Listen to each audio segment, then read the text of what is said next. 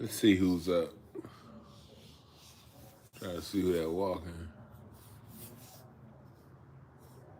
You know, I'm cast a neighbor.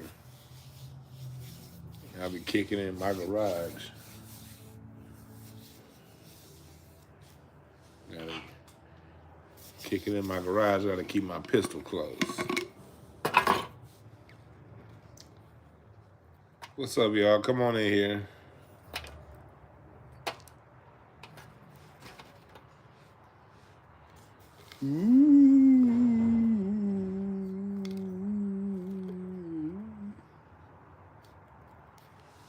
This was some kind of Kush. I forgot which Kush strain this is, but it's Kush.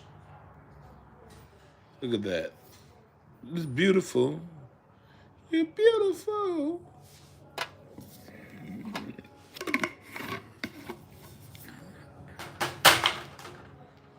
What's up, y'all? Yeah, MAGA going lonely tonight. That's what I'm talking to you about. Like, this shit's... What's up, everybody in here? What's up, Bryant? Stunned business phone. That's a funny ass name. What's up, y'all? But this is funny. Like, did y'all see Trump's face when the guilty came in? I think I'm gonna talk about it a little bit more tomorrow. I'm gonna do it live tomorrow. But Trump, y'all know me. I'm not engaged in none of this shit. I don't give a fuck about none of these politicians. You know, I don't care who wins the presidential race. Honestly, with Trump getting found guilty, a major part of me really wants Trump to win now. Because I'm an asshole. And I love how much Trump pisses people off. I don't know how y'all allow Trump to scare y'all into the way he scares y'all, but the fact that he scares people so much is just so funny to me. Like, neither one of them presidents ain't shit, and I'm not gonna get ahead, whether it be Trump or Biden in office. Neither one's gonna advance my position, so I don't care about none of them. But I love the entertainment of Trump. It's so entertaining how much he be pissing y'all off. And now you've seen all them people celebrating Trump getting found guilty, which to me I thought was funny as fuck because do you see the way he looked up, his face looked? Trump looks like a sunburned ostrich with that look on his face. He looks like a sunburnt ostrich. But to see him look defeated like that, that was fucking awesome. That was awesome. To see how angry he looked and how mad he looked and how sad and dejected he looked, that was great. I don't give a fuck what nobody say. That shit was fucking awesome.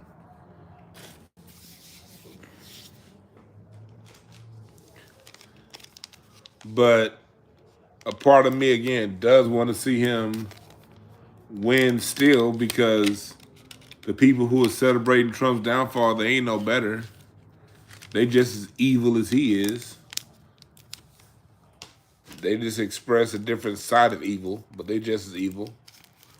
So to see them, like today, just to see the reaction of all them white folks that support Trump, how angry and pissed off they were today, that shit was fucking awesome. Oh my God. It smelled like straight up, it smelled like unseasoned chicken, Budweiser, and bullshit today. It smelled like salmonella chicken, goddamn it, Coors Light, and mayonnaise. You smell, because Trump's crowd is at a Coors Light crowd. Oh my God, it was Coors Light spilled all over Orange County today. Mad as fuck.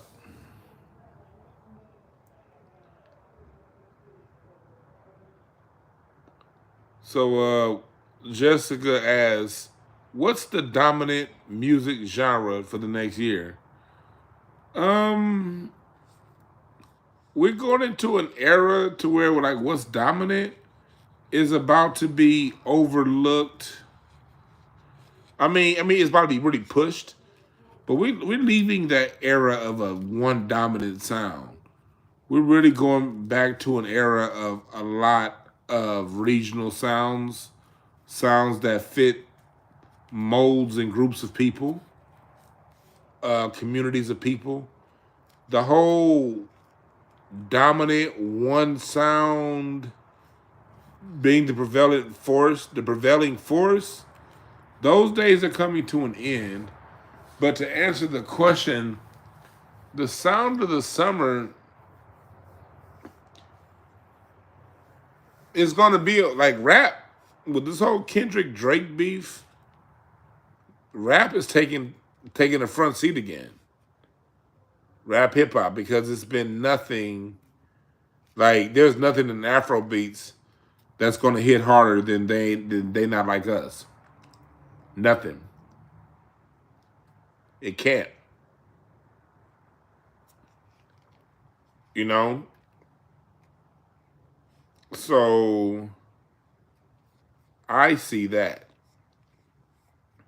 I don't. I see rap, but overall, them days of just like one dominant sound. Every year, you're gonna see less and less of that.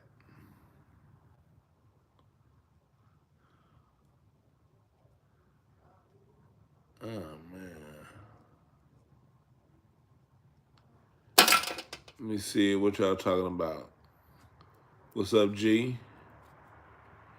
What else? What other questions y'all got? Oh shit! I left my lighter upstairs.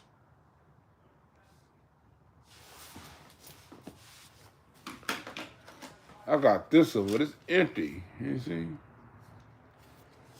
Come on, give me one more light. If not, I'm about to go upstairs and get the rest of my lighters. Come on, give me one more light. Here we go. Here we go.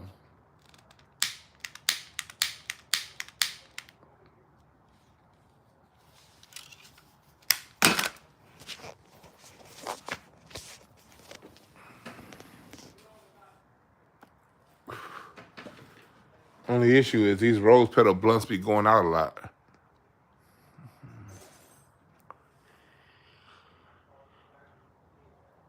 Yeah. It could be some black rock singers. Well, Gary Clark, they're already in place. Black people are taking back over all of our old genres again.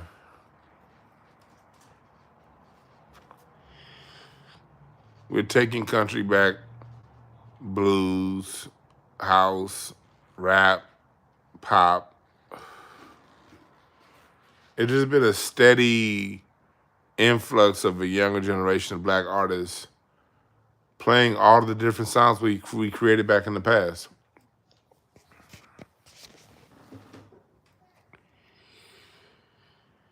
It is good to see us revisiting that.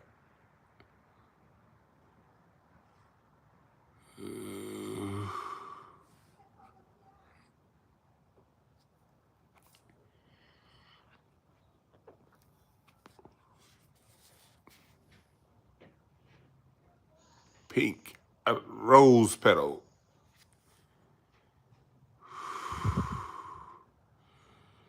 Aaron Mills from Cameo, he was dope as fuck. Now, unfortunately, host DeCarlo Auto Tune is going nowhere. But Auto Tune's going to dominate. It's going to dominate so-called pop music, but there will be non-pop sounds that will not allow. There will be no space for Auto Tune.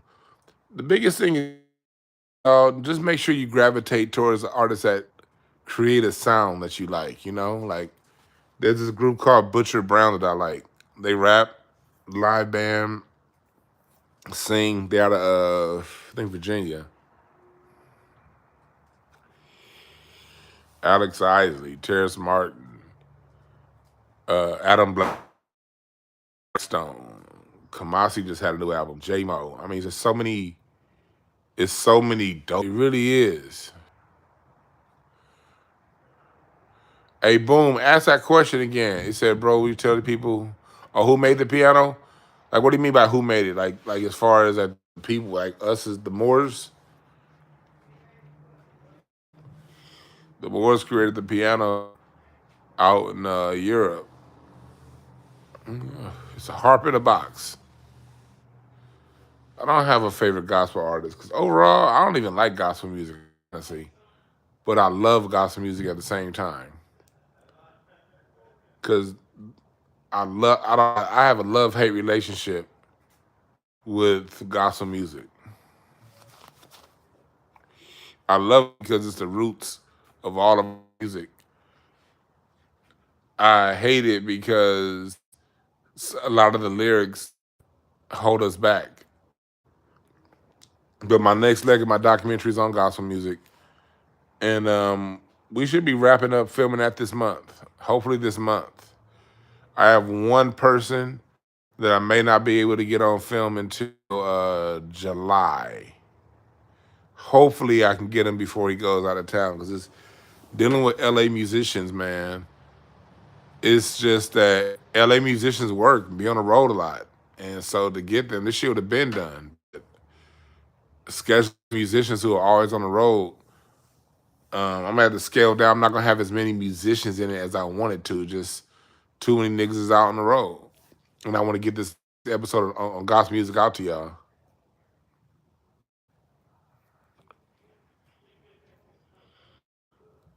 Hell yeah, little made the piano sing. Yeah, they sleep on Terrence Martin, Rob Justice. Yeah, that motherfucker dropped. Terrence Martin dropped like 4 or 5 albums last year, and all them hoes was dope. You see, what about music from other world being dominated? Dominant? It can happen. Here's the issue with that. The rest of the world isn't really. How can I say this? They're not a force in creating their own sounds. The rest of the artists that pop off from parts of the world are artists that do their best imitation of the Black American sound. And unfortunately, over the last decade plus, the Black American sound is very stale and stagnant because of imposters like Drake, Rihanna, and these types being the face of it, while the real artists had to sit behind them and give them their best music. So usually, whether you're dealing with a pit bull, whether you're dealing with a what's that guy, Afrobeat guy, y'all know who I'm talking about. I'm drawing a Burna Boy, J Lo, Ricky Martin, go down to the Beatles, the Rolling Stones, go down the list, go down the decade. The biggest international artists are the international artists who will do their best imitation of the Black American sound, of the hot Black American sound. So, and that's just not me talking. That's y'all, the consumers talking. Because I don't listen to that. I don't like pop music. Overall. So it's gonna be whoever can sound the best like a Black American is gonna be the next big international artist. Yeah, Arjun is very annoying. Hopefully the Mavericks beat Boston. I'm a Laker fan, so I'm never under any circumstances gonna want Boston to win. Although I do support Jalen Brown.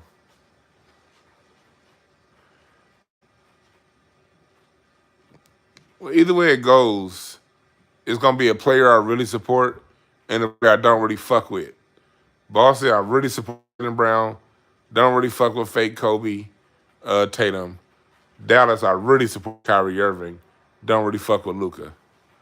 But Kyrie Irving as a player and Jason Kidd as a coach, that's enough to make me be like, all right, cool. I don't mind winning one.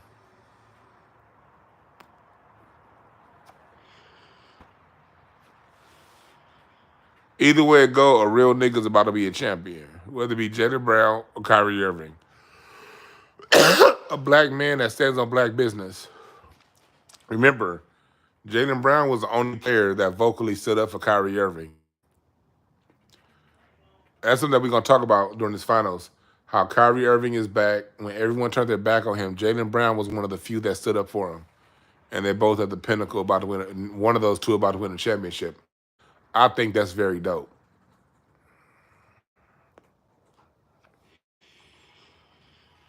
I think it'd be dope seeing Kyrie win one in the same year he wasn't picked to be on the Olympic team. Like in a perfect world, Kyrie wins the championship, becomes MVP, and Team USA loses in the Olympics because they don't have Kyrie Irving. In a perfect world, that's how this shit's gonna play out. If I had my druthers, Kyrie Irving would win Finals MVP, and Team USA would lose, and then everyone's gonna be like, "Wow, they needed Kyrie Irving." In the perfect world, that's what happens.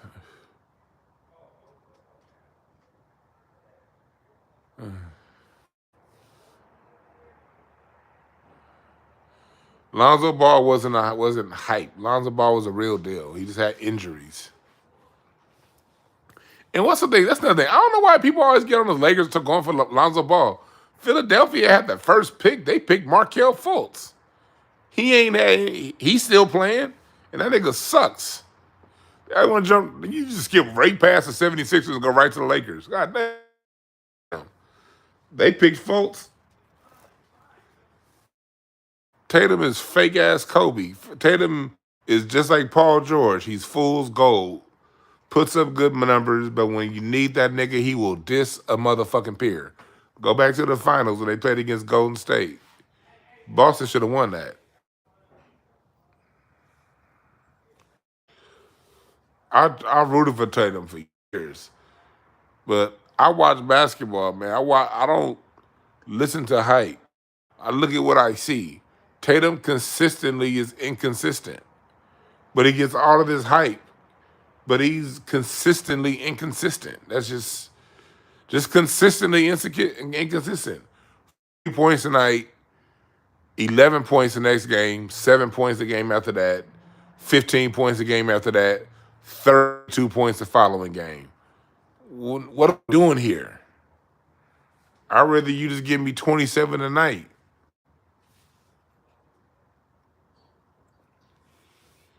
Markelle Fultz was the first pick of the draft. He was supposed to be the next coming of the next coming. That motherfucker ball. Lonzo just got hurt. Lonzo was balling. When Lonzo played, Lonzo was balling. He just got hurt. That's unfortunate. But it happens. Happens to the best of them.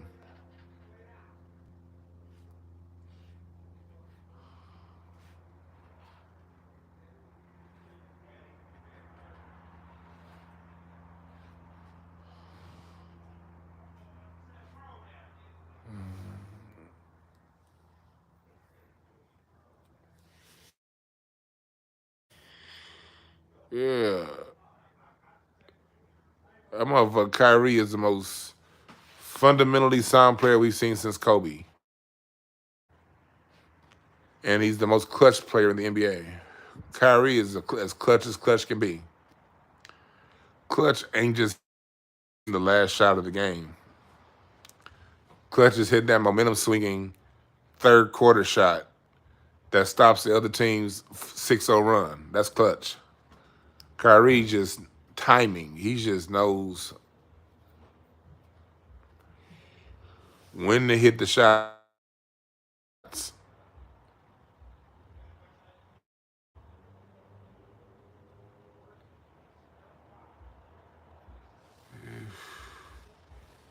Yeah, Kyrie's the most fundamentally sound player since Kobe. What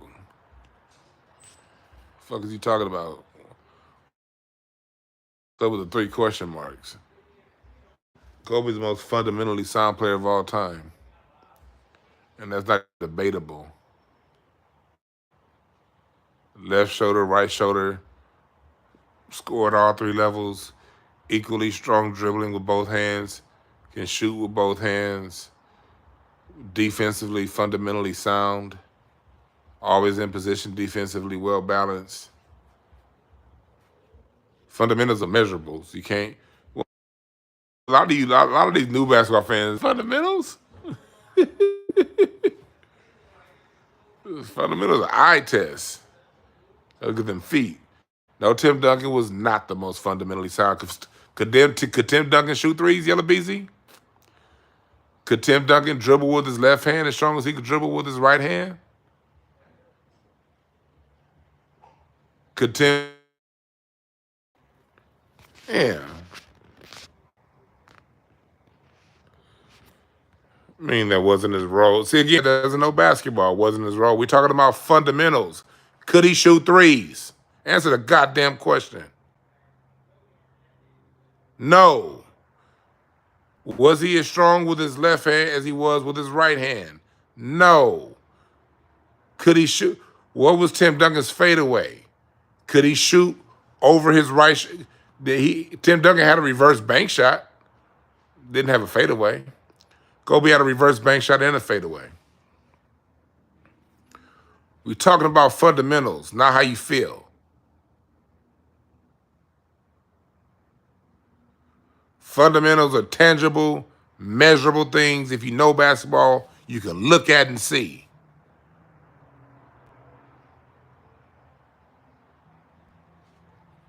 Fuck out of here. Tim Duncan was not as fundamentally sound as Kobe. No, he wasn't. He was the most fundamentally sound power forward, yeah.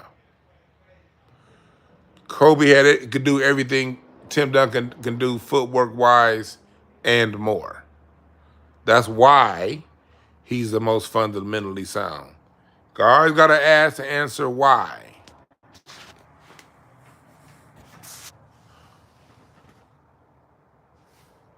It's not close. Kobe's inside reverse pivot, the footwork on that, we haven't seen a player since then do that inside reverse pivot. Do you know what I'm talking about when I say inside reverse pivot? The move that he premiered against the Denver Nuggets in the 2009 NBA season. Pump fake, reverse, pump fake, inside, jump shot, footwork out of this world. Dribbling skills. The ability to dribble with both hands. Equally as strong. The ability to shoot with both hands and the ability to score at all three levels.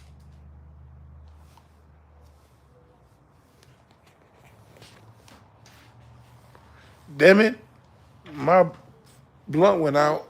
How am I here and I ain't got no goddamn light? I always have a lighter down here. I got this torch lighter. I do got this torch lighter. Hold on, y'all. I do got this torch lighter. This ain't Asian don't like weed with this though.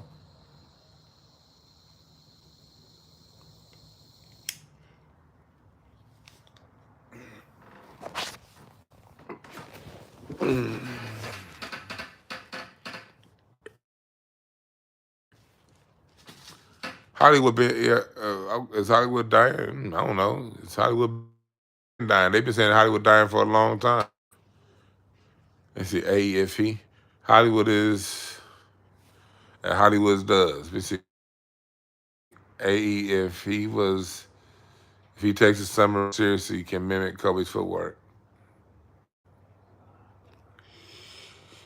It is going to take way more than one summer for AE to mimic Kobe's footwork. That's going to be something he's dedicated to the rest of his career. But unlike Anthony Edwards, people that criticizing him, that young brother did play well. He took out the champions at home. He took out 11 in Kevin Durant and took out the current champions at home. A player that's 22 years old and doing that with somebody as weak as Carl Anthony Towns on your team, and don't I will not take any Anthony Edwards slander from people out there that are criticizing him for losing. Like, nah, he went far and he carried that sack of shit Carl Anthony Towns with him. He made Carl Anthony Towns like a halfway decent player this season. Carl Anthony Towns has all the skills. He's just soft as fuck and doesn't compete. Towns actually competed this year with Anthony Edwards. We got to give Towns, and I got to give Towns a little bit of credit. He played against the three-time MVP and outplayed him. I got to give Towns credit for beating the MVP. Three-time MVP. How are you a three-time MVP and you get outplayed by a soft sack of shit like Carl Anthony Towns? That shows you how fraudulent that goddamn award is.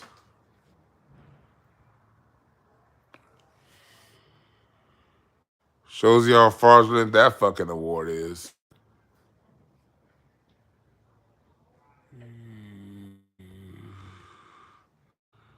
Luka's skill set just knock off James Harden. James Harden's a better version of Luka. Luka's just bigger and he's white. James Harden did it much more efficiently.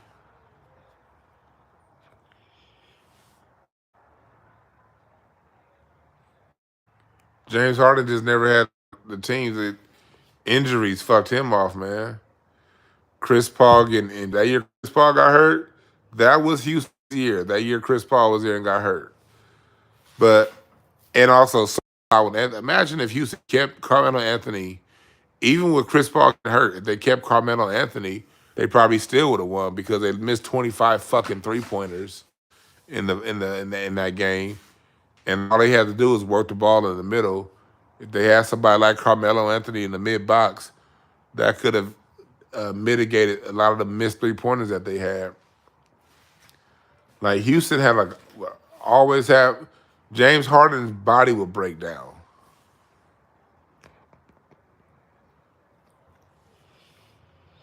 Like I would see it. James Harden would carry Houston all season long. And then when it gets to be about that second round, you see Harden be out of gas. That nigga be straight up out of gas. And that year they got to the Western Conference Finals, with the year before they got Dwight Howard, but Omer Asik at center, they shouldn't have spent money on Dwight Howard. That's why Houston made the mistake getting that money to Dwight Howard when they should have just put shooting around James Harden. If they put adequate shooting around James Harden and got him another player that can get his own basket, his own shot, Harden would have 2 championships.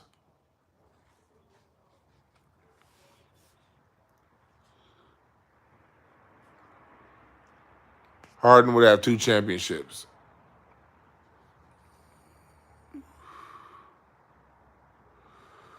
What's up, Hurt?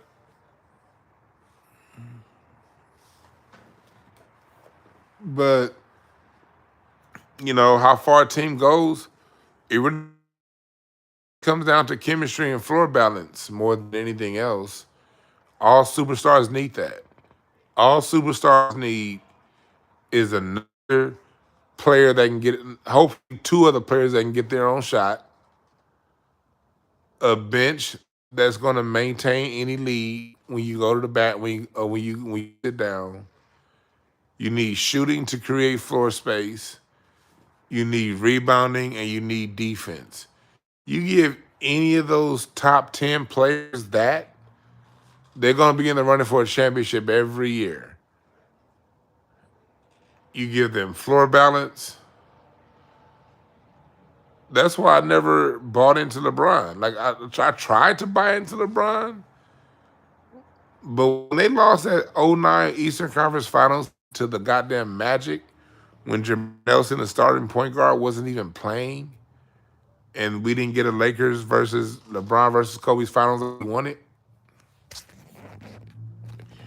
NBA made sock puppets by Nike that year on commercials.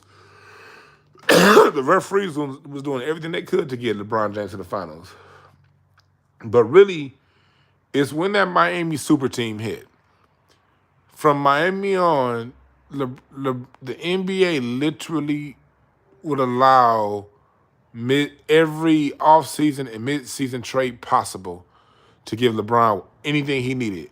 Whether it be because him having super teams like Dwayne Wade, Bosh, having Kyrie and Love.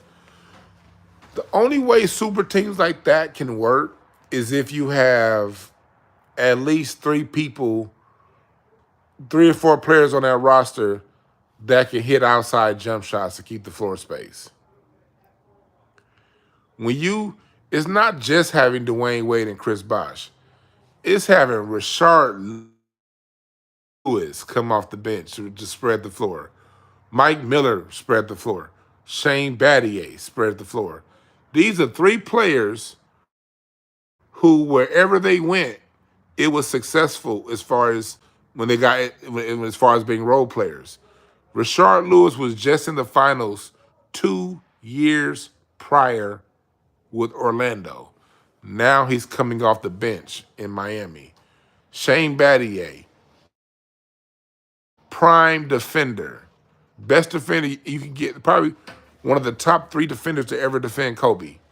Tony Allen, Shane Battier, and probably Ron Artest were the 3 players I saw. No, Tayshaun Prince, more so than Ron Artest. Tony Allen, Tayshaun Prince, and Shane Battier were the 3 toughest defenders against Kobe, even more so than Bruce Bowen. Now, you got that defender, that level of floor balance to go around your stars is what made Miami so cold. Then the next year you bring Ray Allen. So it's like, and then we go to the Cleveland championship. You have, even though Golden State had that record or whatever, roster for roster, Cleveland had made a whole bunch of that was the year Cleveland made that mid-season trade. Cleveland had the deeper team than the Warriors that year.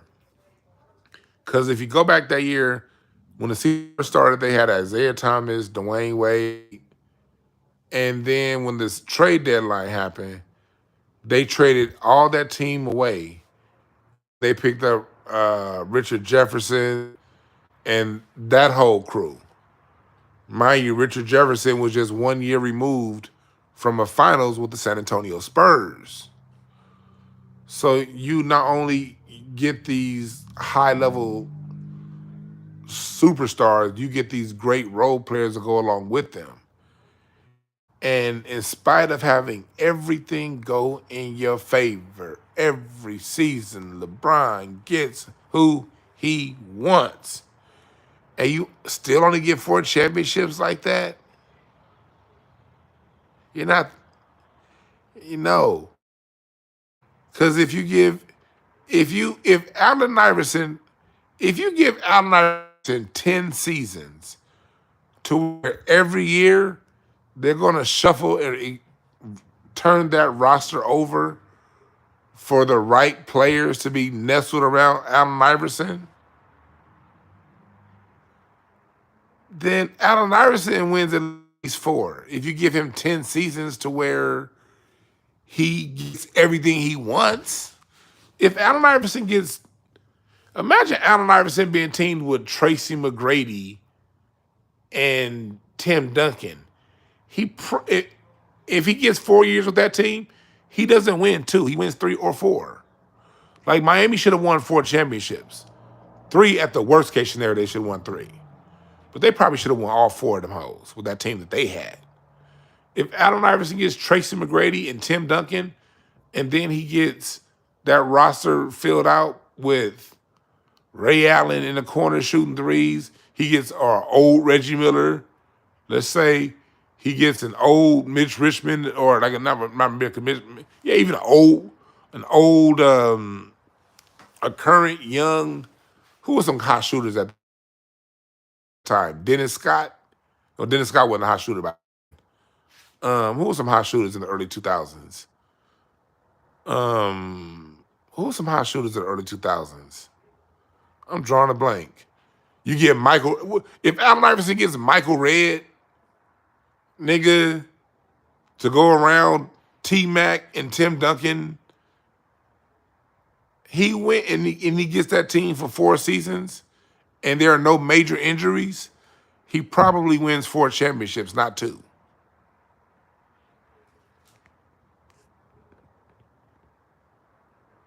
Okay, so Prime Derrick Rose will smoke Luka. Hell yeah, Prime Derrick Rose smokes Luka.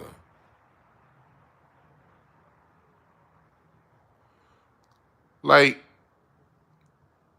if you give, even with the whole Jordan debate, look at that great team Jordan had. If you team Reggie Miller with, say, at that same time with Charles Barkley, it was just the 90s had a lot of bad teams, a lot of great players, but bad, not real stacked teams. The teams in the 90s were very thin. The superstars, it was after Patrick Ewing, it was a major drop off in talent with the Knicks. After Reggie Miller, it was a major drop off in talent with the Indiana Pacers. You know, it wasn't like, you know, Jordan Pippen was as good at his job as Jordan was at his job. It's just that most of these basketball fans and you niggas don't value the job of the role player when 99.9% of you niggas is role players in your own fucking life. I don't know how you niggas don't value Scottie Pippen. Most of y'all ain't even Scottie Pippen. Most of you niggas is just B.J. Armstrong at your job. Most people are B.J. Armstrong. Y'all not even John Paxson, nigga. Most of you niggas is Bill Cartwright. And y'all got the nerve to talk down on Scottie Pippen. Scottie Pippen was the greatest secondhand role player you could ever find. You need that. There can only be one number one. Niggas are mad at Scottie Pippen because he's not a number one. Duh. If Pippen was a number one, it would not have worked between him and Michael Jordan. It worked because he's the best number 2 a number 2 can find.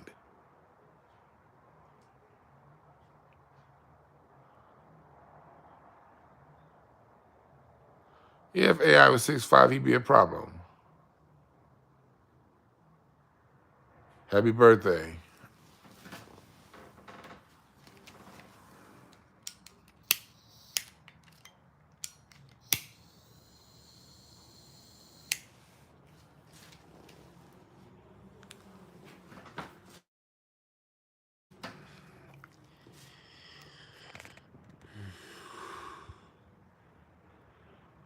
Yeah, basketball, it really comes down to that.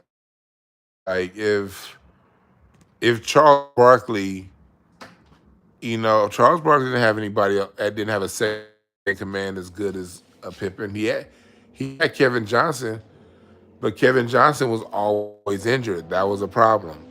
The 1 year Kevin Johnson wasn't injured, they made it to the finals. Had KJ not been injured so much, then they probably would have gone back and played the Bulls again and got a 1-1.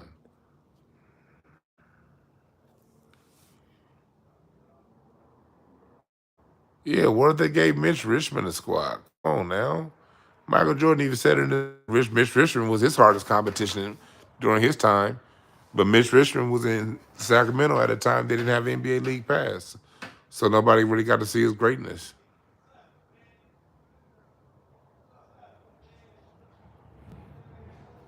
If Mitch Richmond gets teamed with, what if Mitch Richmond and Patrick Ewing get on the same team?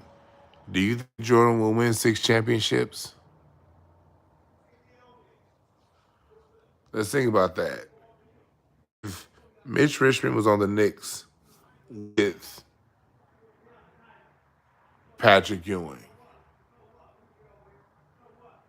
And player for player,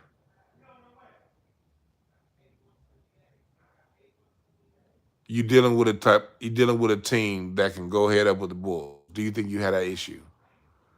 The Bulls were just always player for player better than the other team they played against. But which also makes, in my opinion, reason why you can't put LeBron and Jordan in the same category, because every year that Jordan had a team that was strong enough to win a championship, he won a championship. Other than the 95 season when they got beat by the Magic. I thought that team could have won the championship. But the Magic was the one time Jordan had to play against a team that was better than him and he lost. The one time Jordan played but at least he lost to a team that was better than his. You cannot say that the 2011 Mavericks were better than the 2011 Heat. You can't say that. You cannot say that the 2014 Spurs were better than the 2014 Heat. You can't say that. You cannot say the 2000 Magic were better than the 2009 Cavs.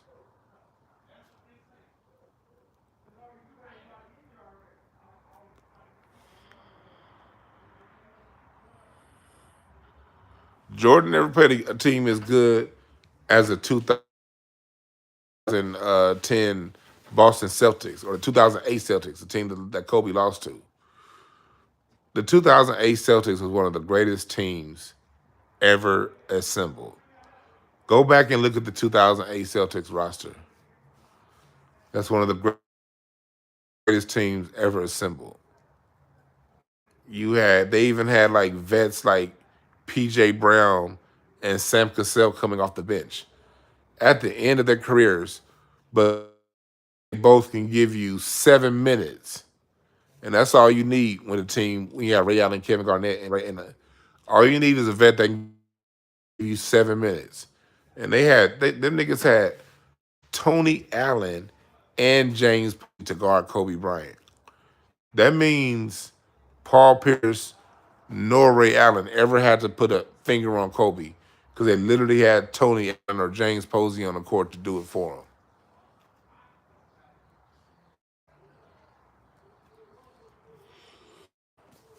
No, sir, ism we think over here.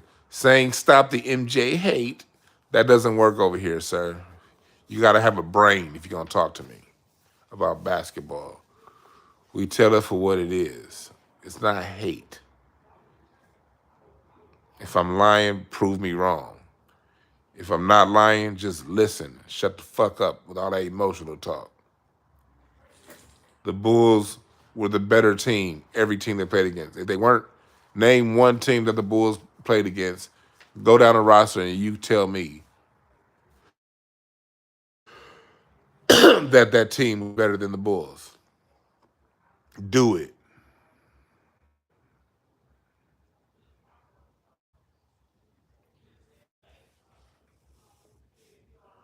And hating on Jordan. There are other players that played. They the ones that get hated on. People like other players literally get judged for not winning a championship against Jordan when they didn't have a team that was good enough to beat Jordan. It's just simple. This team wasn't good enough. What's wrong with that? It's hating to not acknowledge that. Because Jordan fans, like LeBron fans, play both sides of the argument. When Jordan was getting walloped by the Detroit Pistons 3 years in a row, what do Jordan's fans say? Man, that's because the Pistons had a better team.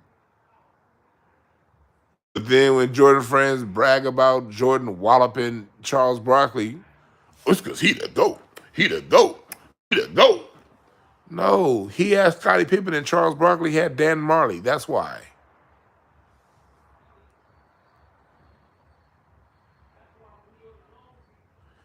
He played against Magic when Magic had Vlade Divac in there. He didn't play against Kareem and Magic. Word got hurt during that finals, and they fucking Devos and Eldon Campbell with the front court for Magic. He played against that Magic, not AC Green and fucking Kareem Abdul-Jabbar.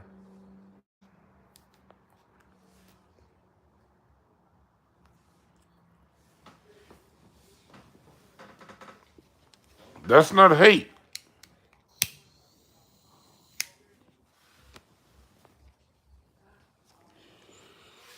It's not hate to say that Isaiah Thomas beat Jordan 3 times, smack ass around, a smaller player. Whop, whop, whop, whop, whop, whop, whop, whop. Come here, Jordan. Whop, whop, whop, whop, whop, whop, whop. But no, y'all say better team. And that's true.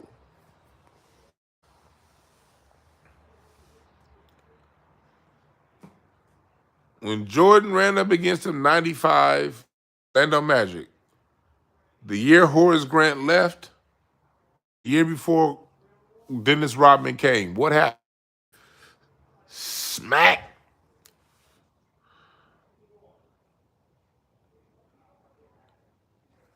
Smack. That nigga Penny Hardaway was, Come here, MJ. Let's go. That nigga was the nigga Shaq. They gave the Bulls the motherfucking business in 95.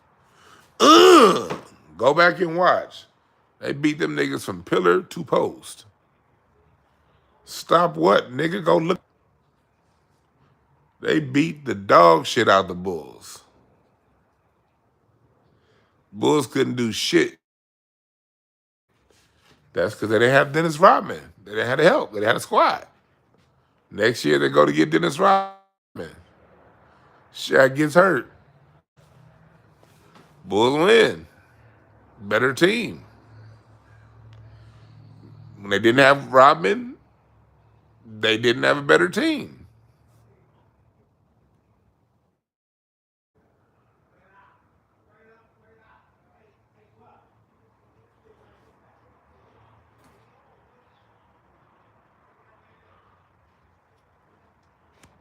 That simple. Yeah, they had Horace Grant those 3 finals. One of the absolute greatest role-playing power forwards ever. The Horace Grant that beat their ass with Orlando the next year. The same Horace Grant that was on the Lakers when the Lakers went 15-1 in the playoffs in 2001. Everywhere Horace Grant went, he won. And he was better than the other team. Fucking they had they played against the Portland Trailblazers, for God's sakes.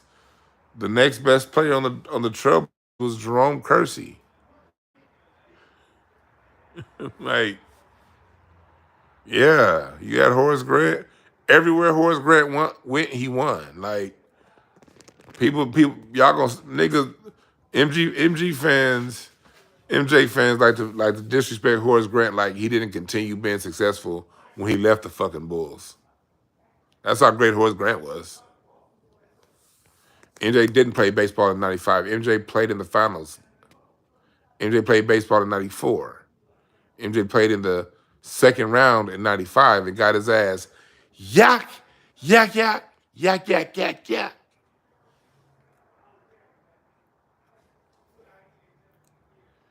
This nigga suck Michael Jordan's sweaty dick if he could. That'd be the thing with Jordan fans. Y'all niggas would, as soon as his balls dropped out of his compression shorts, y'all will be, let the Jordan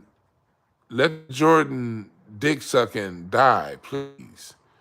You got ladies in the room, fella. There's ladies in here. Don't be jizzing out over another man. There's ladies in here. Be respectful. Stuns, that's, tell them, you lady, tell them. Like, that's not cool. Ladies, that's not cool. Is it when y'all see dudes jizzing out over other niggas like that they don't even know? Jordan with a Jordan and Jordan and Jordan and Jordan. Nigga, chill. Chill. The man was a dope basketball player. He wasn't same with you LeBron fans. Chill. Talk about your favorite player like a G, then keep it pushing. You know, the nigga's dope. I like his game. Then from there, it's all good. Keep pushing. A man isn't hating because he expresses his opinion about a nigga you in love with. It's just an opinion, all right? It's just an opinion. It's just an opinion. Just an opinion.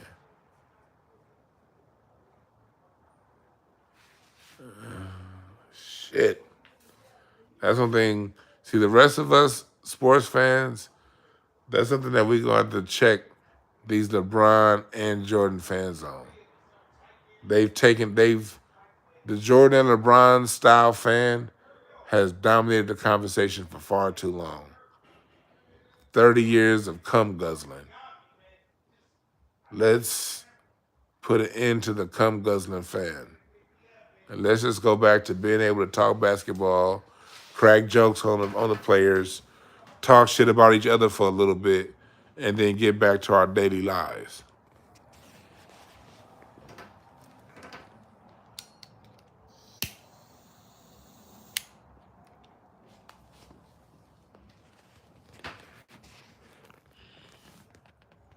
Can we do that, please? No more of that.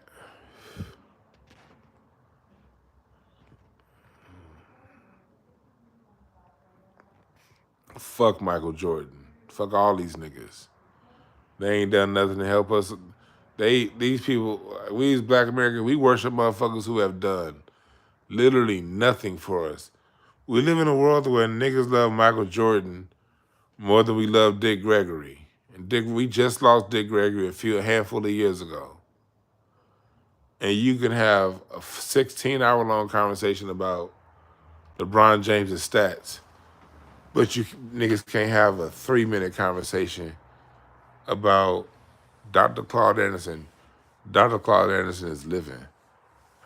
And niggas will be the first ones to be like, man, we need another Malcolm. Well, shit, we ain't got Malcolm, but we do have Dr. Claude Anderson. And he's still alive. Neely Fuller's still alive.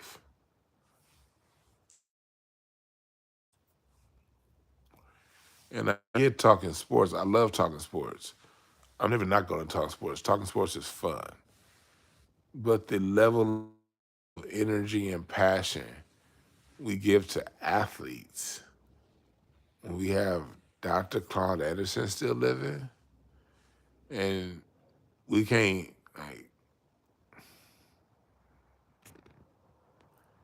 we got to fix that.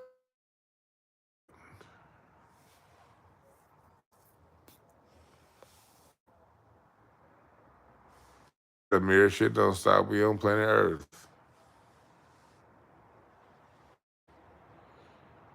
Right. Jordan is like, damn, like, Jordan was a great, Jordan had a hot 6 year. He had a hot career, and the 6 years he had the best team, top to bottom, starting and bench, he won a championship.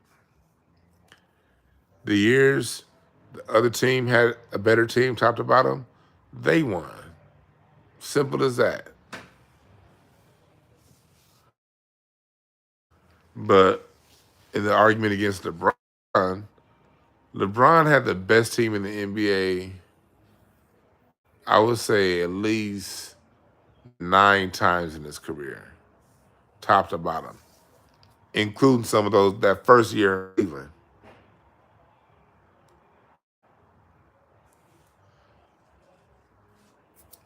Them motherfuckers used to have some squads at Cleveland with Mo Williams. Y'all forget, people be forgetting that Antoine Jameson and Pau Gasol were basically neck and neck. Actually, Jameson was was more accomplished than Pau Gasol. Jameson had dropped 50-point games and had a successful. Pau Gasol was 0 for 12, had gotten swept, made the playoffs for four years in a row, got swept all 4 years. LeBron James got Antoine Jameson around the same time Kobe got Pau Gasol. Antoine Jameson had more All-Star game appearances, more. The numbers were similar. They both were averaging 19 and 8, 19 and 9. Both Jameson and Pau Gasol both were 19 and 9 players, all-star power forwards. But like always, when players go to play with LeBron, they get marginalized and minimized. But I would say LeBron James had either the best or no worse than top 2 roster in the NBA. 10, 11 out of his 21 years. 10.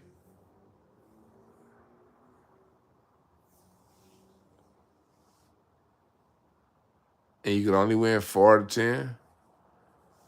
Jordan had the best team in the NBA 6 times, and he won all 6. I give him credit for that. Kobe had the best team in the NBA probably 5 times. 4 times. 4 times. 4, because in 2000, Kobe didn't have the best. In 2000, the Portland Trailblazers were the best team in the NBA. That team went 11 deep. Scottie Pippen, Steve Smith, Damon Stoudemire, Rasheed Wallace, Brian Grant, Stacey Augmon, Greg Anthony, Deadlift Shrimp, Arvydas Sabonis. That 2000 team was better than the 2000 Lakers team. Well, sports guy, LeBron was favored to win. LeBron was the betting favorite in them Cleveland years. They were the preseason best to win the championship. 2007, 2008, 2009. Well, not 2008. Boston was 2007, the 2010. They were the favorites. Oh yeah, I'll not forget Bonzi Wells, Scottie Pippen. In 2000, the Blazers had the best team. The Lakers won. 2001, the Spurs and Lakers were equal. The Spurs were the favorites in 2001. People forget that. When the Lakers played the Spurs in 2001, the Spurs were the favorites to beat the Lakers.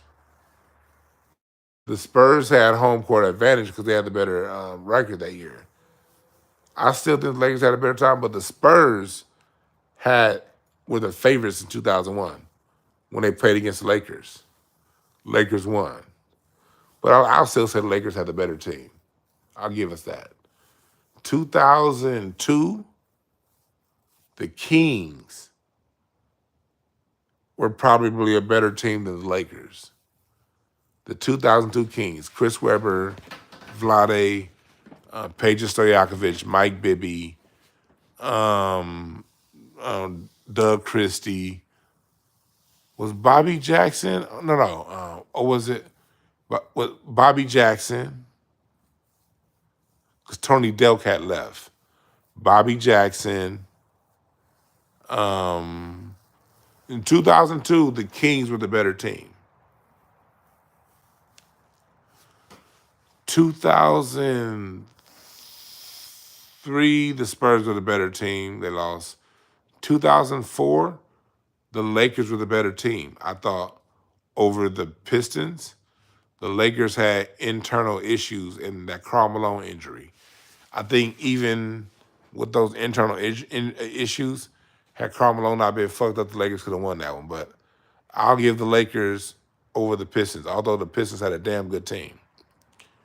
Lakers lost that one. They should have won that one. It's internal issues. Lakers should have won that one.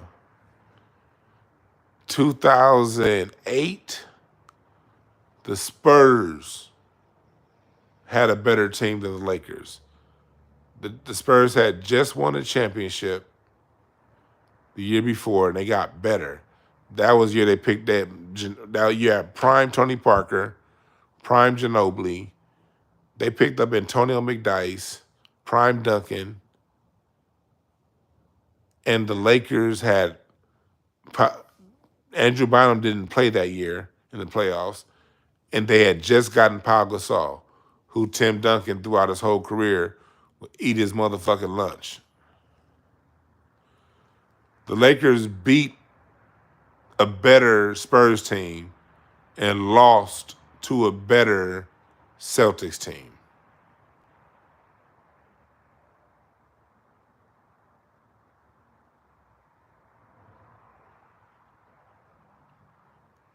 I said that to say in 2009, the Lakers were a better team all the way through. That was the one year that I could say when they won that championship, they were better than the Orlando Magic. They were better than the Denver Nuggets in the Western Conference Finals. But they were probably equally as good as the Houston Rockets had injuries that year. I think Yao was out and T-Mac was out that year. You know, Yao played, but T-Mac was out. So I said that to say, out of the 5 championships Kobe won, he probably had the best team all throughout the playoffs. 3 out of those 5 championships, but he still won 5.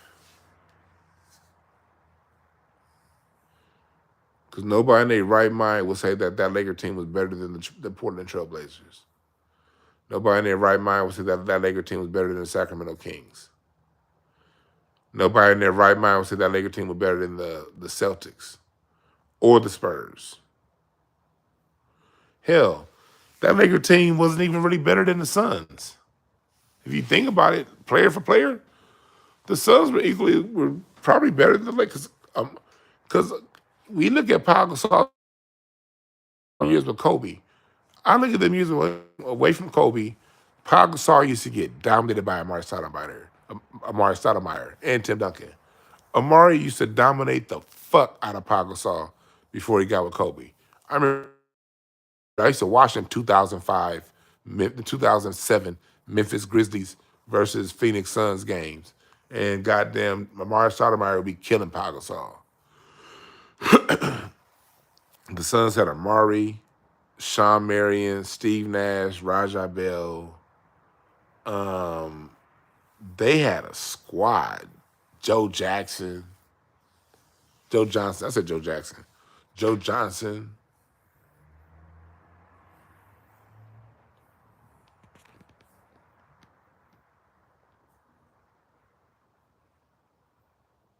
Yeah.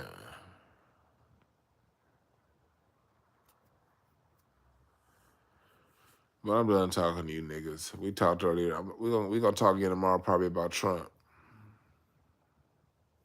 All right.